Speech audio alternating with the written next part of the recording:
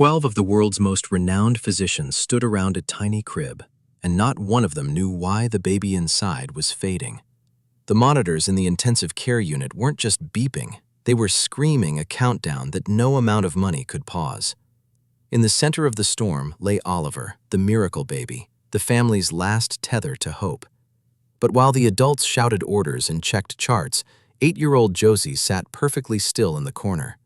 She watched the experts panic, and she realized with a terrifying clarity that they were all looking in the wrong place. To understand what happened next, you have to understand the room. It didn't smell like a place where life was being saved. It smelled like rubbing alcohol and electricity, a sharp metallic tang that coated the back of the throat. For Josie, the hospital suite was a blinding white box that trapped the noise inside. The hum of the ventilation system fought with the rhythmic, mechanical hiss of the ventilator, creating a cold lullaby that made her skin prickle. She sat on a hard plastic chair pushed against the far wall, her legs swinging just inches above the linoleum floor, feeling like a ghost in her own life. Being 8 is difficult enough, but being the middle child in a family fracturing under the weight of grief is a different kind of burden entirely. Tragedy consumes all the oxygen in a room, leaving none for the healthy child. Her mother, Elena, sat by the crib, a shell emptied out by the terror of losing the miracle baby everyone said was their second chance. Her father, Marcus, paced the perimeter, shouting into his phone, demanding more specialists, better equipment, anything that could be bought. He only saw the crib and the impossible, infuriating reality that his resources were useless against this silent enemy. So, Josie did what she always did when the world got too loud and the adults became too scary. She opened her sketchbook. It was a battered thing with a cardboard cover, filled with charcoal drawings of things people usually missed. She drew the pattern of the floor tiles, counting the scuffs. She drew the way the harsh light hit the IV stand, turning it into a silver skeleton. She was mapping the room, organizing the chaos into lines and shadows she could control. It was her way of staying anchored when everything else felt like it was drifting out to sea. And that's when she noticed it. While the doctors argued over blood gas levels and enzyme counts, Josie smelled something that didn't belong. Amidst the antiseptic and the stale coffee, there was a faint, sweet drift of air coming from the corner near the window. It smelled like heavy perfume, like a garden in deep summer, cloying and thick. She looked up from her drawing, her eyes narrowing.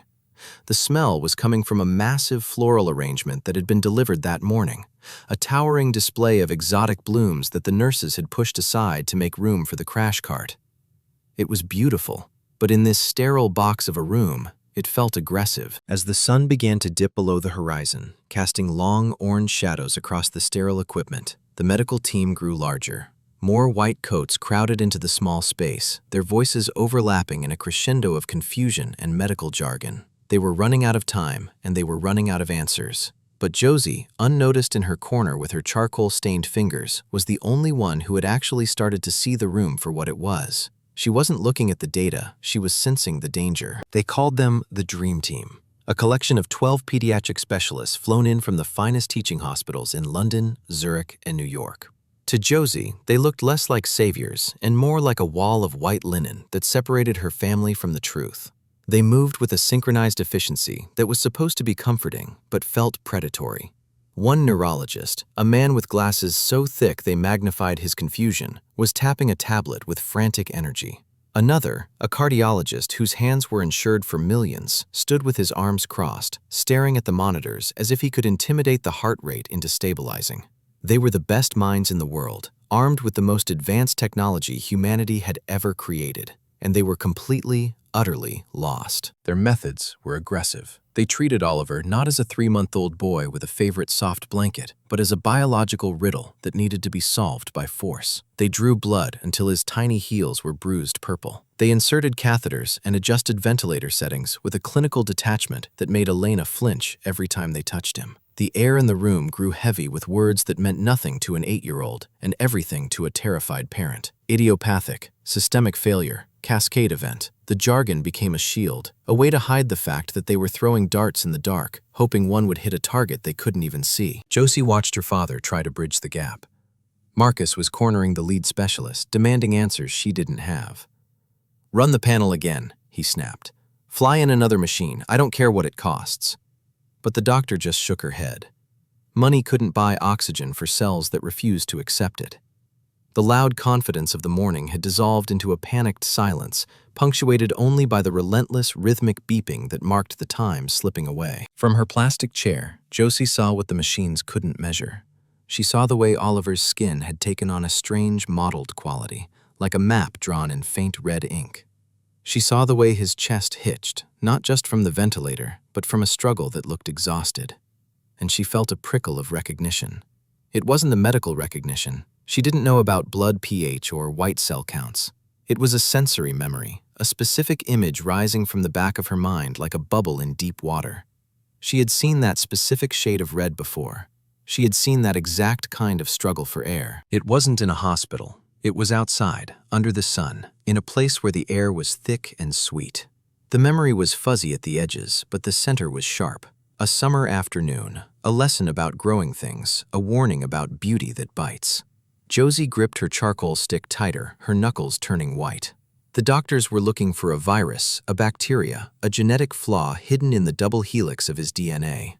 They were looking inside the baby. But Josie, staring at the rash that looked like lace spreading across Oliver's chest, began to suspect that the enemy wasn't inside him at all. It was something else, something close. The lead specialist turned to Marcus and Elena, her voice dropping to a register that signaled the end of options. "We're out of time," she said, removing her glasses. "The non-invasive protocols have failed. We need to open him up. It's a Hail Mary, but we have to look for an obstruction or a defect we missed on the scans." The room seemed to tilt. Surgery. On a baby this weak, surgery wasn't a treatment. It was a desperate gamble with chips they didn't have. Josie looked from the doctor to the window, where the heat from the radiator was making the air shimmer, and the pieces of the puzzle clicked terrifyingly into place. The memory that pulled Josie away from the sterile horror of the intensive care unit was 2 years old. It belonged to a long, humid summer she had spent with her great-aunt Maud, a reclusive woman who lived in a crumbling Victorian house swallowed by ivy. Maud didn't care much for children, or noise, or modern conveniences, but she understood the quiet language of the earth. She had spent her life cultivating a garden that was less a hobby and more a fortress, a dense, green world where Josie had learned to walk softly and observe closely. Maud taught her that a garden wasn't just a collection of pretty things. It was a battlefield where survival was the only rule that mattered. One afternoon, in the heavy, glass-walled heat of the conservatory, Maud had stopped in front of a plant that looked deceptively innocent. It had tall, elegant stems and flowers that hung like delicate bells, their petals a creamy white streaked with veins of bruised purple. "This," Maud had said, her voice raspy with soil and smoke, "is the widow's breath. It is the most beautiful lyre in the garden." She made Josie sketch it, forcing her to pay attention to the serrated edges of the leaves and the oily sheen coating them. "People think it's sweet because of the smell," Maud warned, tapping the paper with a dirt-stained fingernail.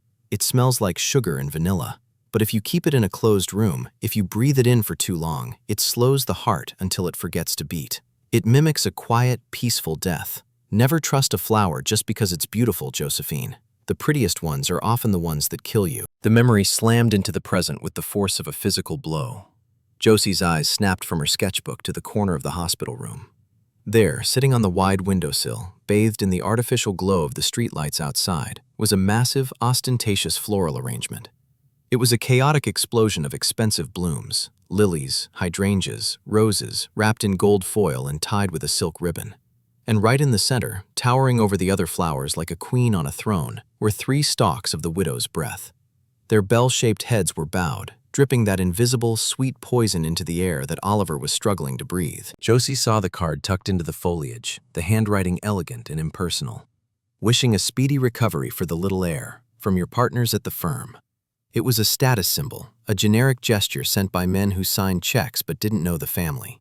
To the doctors, it was just background noise, a splash of color in a gray room. To the nurses, it was just decor. But to Josie, it was a weapon. The very thing killing her brother had been carried through the front door, signed for, and placed in the room with a smile. She slid off her plastic chair, her legs shaking. She had to say it. She had to make them see. She walked toward her father, who was standing by the ventilator, his head in his hands. He looked like a man trying to hold up a collapsing ceiling. Josie reached out and tugged on the sleeve of his expensive suit jacket. "Daddy?" she whispered. The sound was swallowed by the hiss of the machines. She tugged harder. "Daddy, look!" Marcus didn't look down. He didn't turn. He just brushed her hand away. a reflex born of unbearable stress. "Not now, Josie," he snapped, his voice tight and frayed.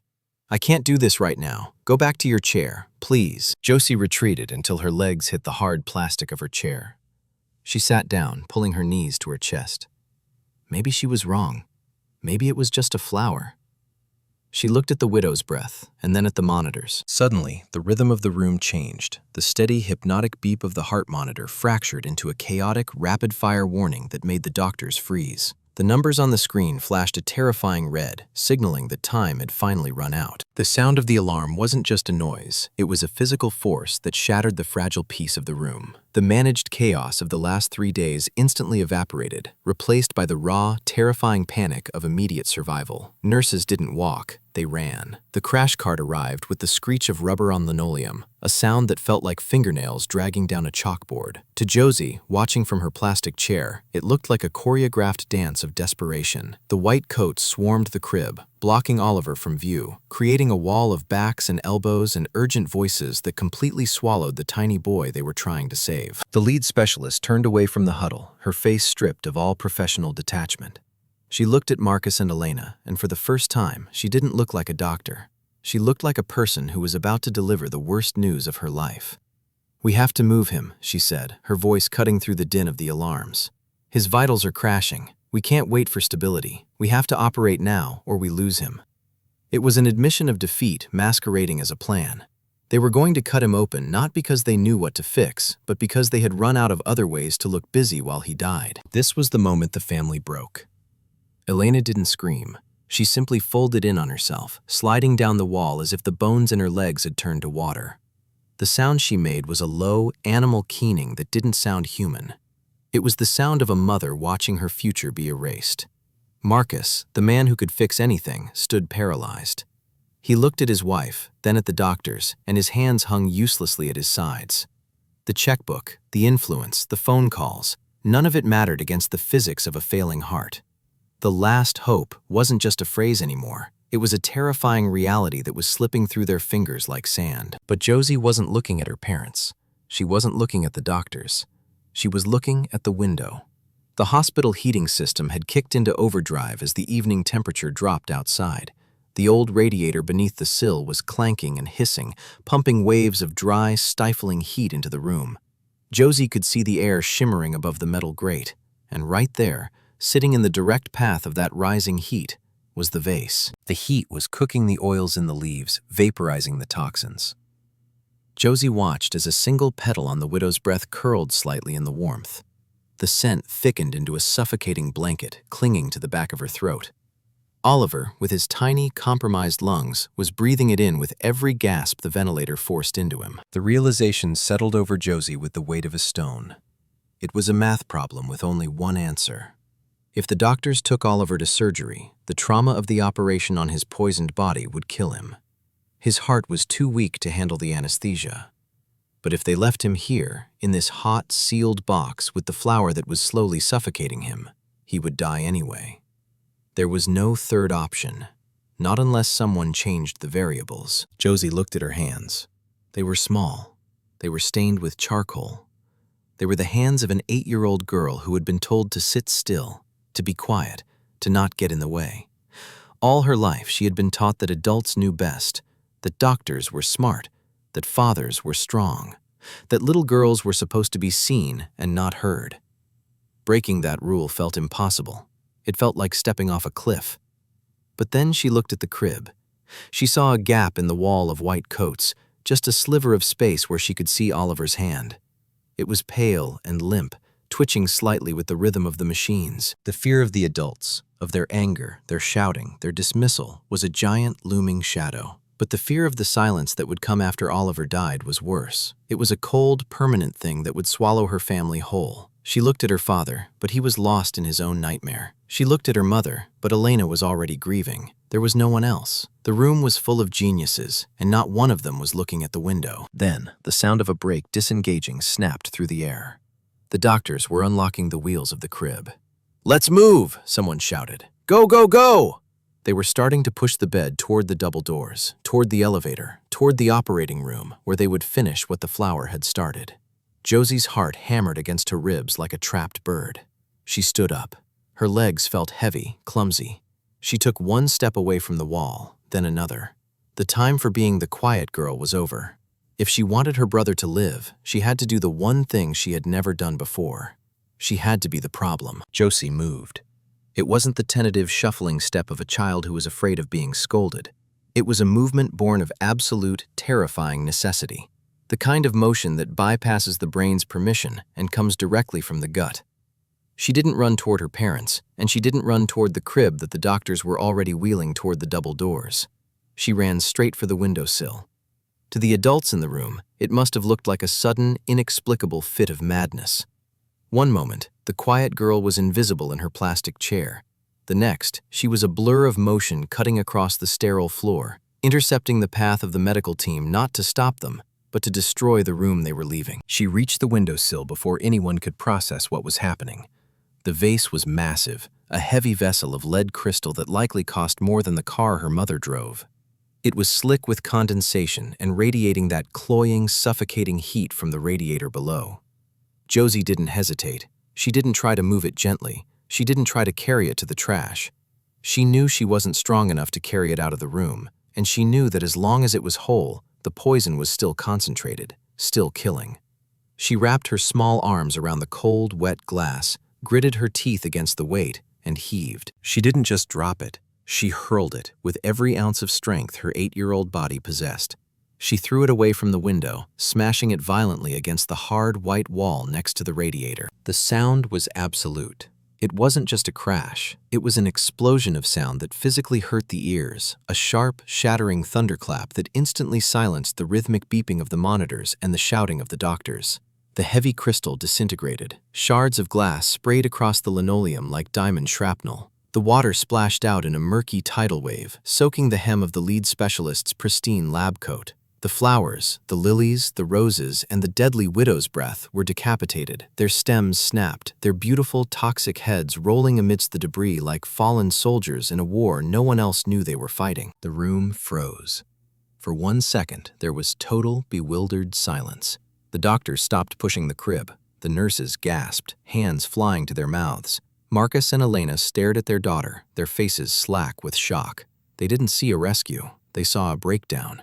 They saw their quiet, well-behaved middle child snapping under the pressure of grief, destroying property in a place of healing. But Josie wasn't done. While the adults were paralyzed by the violence of the crash, she spun back to the window. Her hands scrambled for the latch. It was stiff, painted over with layers of hospital white, unused for years in a building that relied on central air. She dug her fingernails into the metal, ignoring the way it tore at her skin. "Open," she grunted, slamming the heel of her hand against the lever. "Open, open, open!" With a screech of protesting metal, the latch gave way. Josie threw her weight against the glass, and the window swung outward into the night. The effect was instant. A rush of cold autumn air blasted into the room, carrying the scent of rain and wet pavement. It hit the stifling, overheated atmosphere of the ICU like a physical blow, swirling the curtains and cutting through the heavy, vanilla-scented fog of the poison. Josie didn't step back. She planted her feet wide in front of the open window, spreading her arms to block anyone from closing it.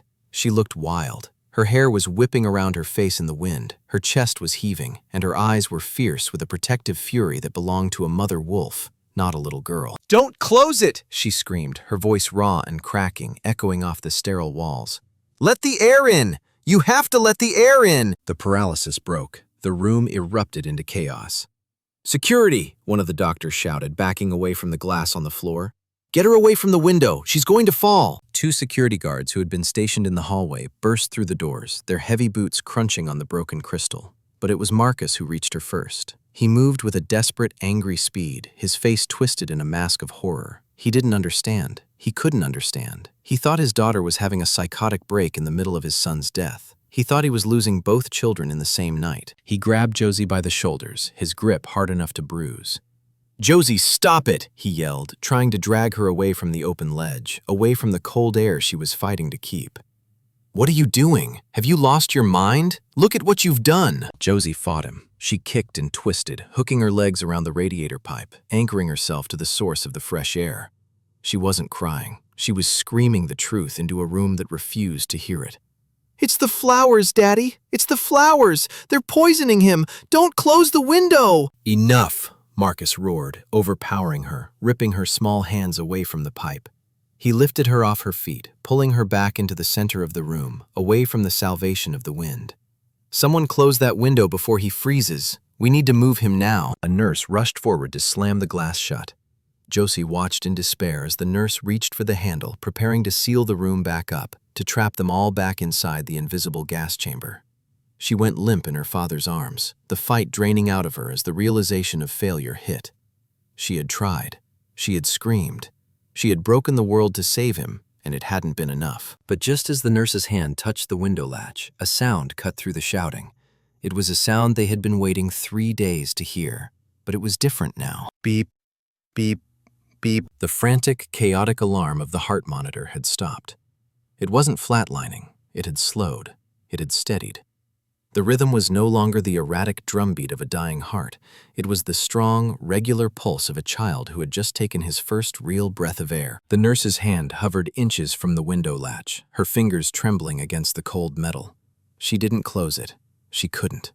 Her eyes were locked onto the green line tracing its way across the monitor above the crib.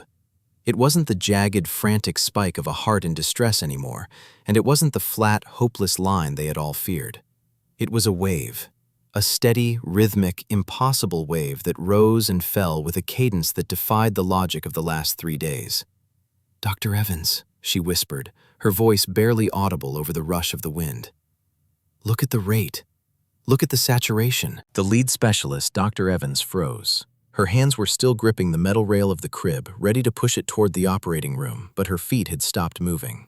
She turned slowly, looking from the monitor to the shattered remains of the crystal vase on the floor, and then, finally, to the open window where the cold night air was still pouring in. She took a breath, a deep, confused inhalation, and for the first time in 72 hours, the air in the room didn't taste like warm vanilla syrup and dust. It tasted like rain. It tasted like wet pavement and dying leaves. It tasted clean. The change in the atmosphere was physical, a sudden clarity that stung the eyes. The heavy, cloying sweetness that had been suffocating them was being scoured away by the draft. Dr. Evans blinked, the professional mask slipping entirely to reveal raw bewilderment. She looked at the flowers lying amidst the broken glass, the creamy white bells, the bruised purple veins, the milky sap leaking onto the linoleum. She sniffed the air again, sharply this time, her brow furrowing as the pieces of a puzzle she hadn't known she was solving began to click together with terrifying precision. "It's clearing," she murmured, more to herself than the room. "The air. It's clearing." Marcus was still holding Josie, his arms locked around her small frame to keep her from fighting, but his grip had gone slack. He was staring at the monitor, watching the numbers climb. Oxygen saturation, 88%, 90%, 92%. It was defying every medical prediction they had made 10 minutes ago. Josie felt the tension leave his body, felt the confusion replacing the anger. She took a shuddering breath, her voice small but steady in the sudden quiet. "It's the widow's breath," she said. She wasn't screaming anymore. She was just stating a fact, the way Aunt Maud had taught her to name the parts of a root system. The white ones with the purple veins. Aunt Maud said the oil gets in the air when it's hot. It makes your heart slow down until it stops. It makes you sleepy. It mimics failing. The words hung in the cold air, heavier than the silence. Dr. Evans looked at the 8-year-old girl, then scrambled for her tablet, her fingers shaking. The arrogance of the dream team evaporated in a single second.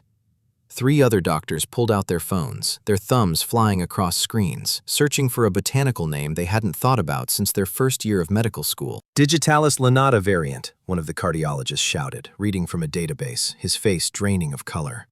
"Cardiac glycosides, highly volatile oils in heat.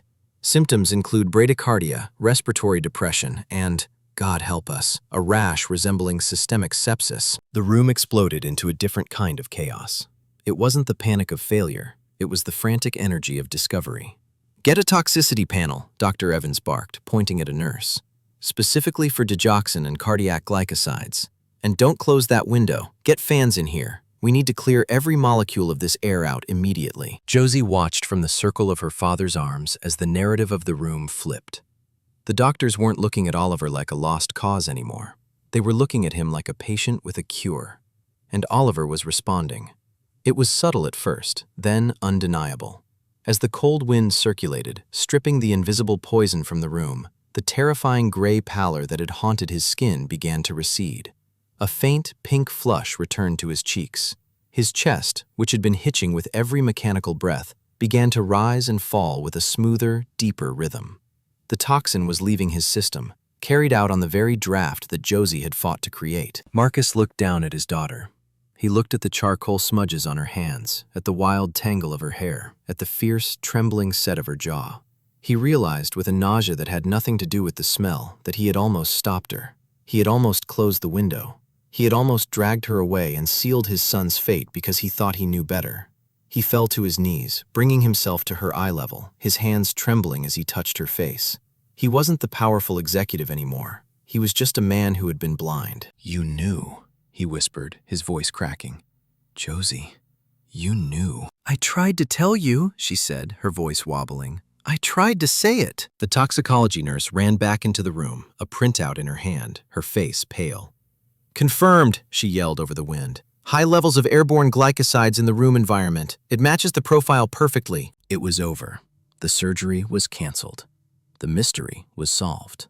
And the girl in the corner, the one they had all ignored, wasn't invisible anymore. The aftermath of a crisis often carries a heavier silence than the crisis itself. In the hour that followed the breaking of the window, the intensive care unit transformed from a battleground into a place of quiet, exhausted reverence. The janitorial staff swept away the shards of the lead crystal vase, the tinkling of glass on the dustpan the only sharp sound remaining. The air, once thick with the invisible weight of the widow's breath, was now crisp and clean, cycling through the ventilation system that Dr. Evans had ordered to be purged. Oliver slept. It wasn't the chemically induced coma of the previous days, nor the lethargic drift of a dying child. It was the deep, restorative sleep of a baby whose body was finally free to rest. Dr. Evans stood by the nurse's station for a long time, watching the monitors with a look of profound humility.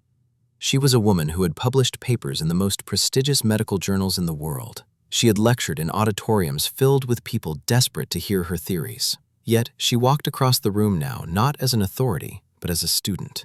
She stopped in front of the plastic chair where Josie had returned, her small hands still stained with charcoal, her legs still dangling above the floor. The doctor knelt, ignoring the damp spot on the linoleum where the vase water had spilled, bringing herself down to the eye level of the 8-year-old girl. "I have studied medicine for 30 years, Dr. Evans said softly, her voice stripped of the command it held earlier. "I have 12 letters after my name. I have a team of the best minds in the country, and we all missed it." She looked at Josie with a genuine, searching intensity. "How did you know? How were you so sure when everyone else was telling you to stop?" Josie looked down at her sketchbook. She didn't feel like a hero. She just felt tired, the adrenaline crash leaving her limbs heavy. "You were all looking at Oliver," she said quietly. "You were looking at the screens and the charts and the blood. You were trying to fix him from the inside." She pointed a charcoal-stained finger toward the empty windowsill. "But Aunt Maud taught me that nothing lives alone. You have to look at where it's growing. You have to check the soil and the air. I was the only one watching the room." The simplicity of the answer hung in the air, heavier than any medical diagnosis. It was a truth that cut through the complexity of their failure. The experts had been so focused on the microscopic details that they had missed the macroscopic reality. They had been looking for a disease when they should have been looking for a poison. For Marcus and Elena, the realization hit with a different, more personal force. They stood by the crib, watching their daughter speak to the doctor, and the guilt was visible on their faces. They realized that the floral arrangement wasn't the only thing they had treated as invisible background decor. For 3 days, they had looked right through Josie. They had dismissed her fear as a distraction and her presence as a given. They had been so consumed by the loud, demanding crisis of the baby that they had forgotten the quiet, steady presence of the girl who was mapping the room in her sketchbook. Marcus crossed the room. He didn't rush this time. He moved with the slow, deliberate weight of a man who understands he has nearly made a catastrophic mistake. He sat down on the floor next to Josie's chair, heedless of his expensive suit. He didn't try to fix anything. He didn't offer to buy her a gift. He simply reached out and took her small, charcoal-stained hand in his own. "I didn't see you," he whispered, his voice thick with emotion. "I was so scared of losing him that I stopped seeing you, and you were the only one who saw everything." He squeezed her hand, a promise of a different kind of attention. "You are not invisible, Josie. You never will be again. You saved us. You saved all of us." Josie leaned her head against her father's shoulder. It was the first time in days she had felt seen, not just as a body in the room, but as a person with a voice. The family that walked out of the hospital 3 days later was not the same one that had walked in. They were shaken, yes, but they were also awake. They had learned that resilience isn't always about fighting the loudest battle or having the most expertise. True wisdom often comes from the quietest observers, the ones who sit in the corner and watch the world while everyone else is busy trying to control it. As they left the hospital, Josie held Oliver's hand in the back seat, no longer just the middle child, but the guardian of the family's future. The silence in the car wasn't empty. It was full of a new, profound respect. If this story reminded you of the quiet strength hidden in the people we often overlook, please like and subscribe. Sometimes, the loudest miracles come from the quietest voices.